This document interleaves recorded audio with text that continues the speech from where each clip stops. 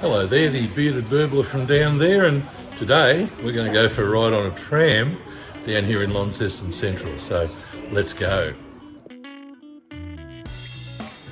Situated in Invermay, right adjacent to the University of Tasmania and also the Launceston Stadium, is the Launceston Tramway Museum, a place where you can see a number of restored trams, one of which actually you can ride in.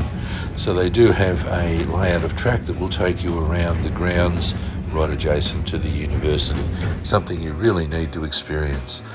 Also on board are a lot of the old signs that used to actually grace these old trams when they were actually running. Of course, they stopped running in 1952, but, well, they're still around. And there she goes after another day, taking people around the grounds of UTAS. Inside the museum are several trams, one of which is beautifully restored to original condition, number 8, and one that was exactly as it was found, former life as a chook house after it had been retired in 1952.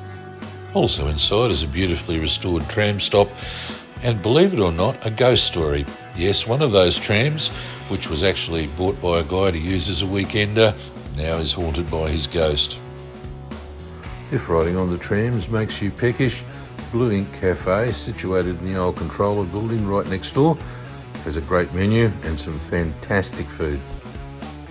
Well, I've always said that that's about as much fun as you can have in a day.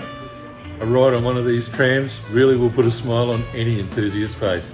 We'll see you next time somewhere out there in what we like to call the 2 hour circle. We'll see you then.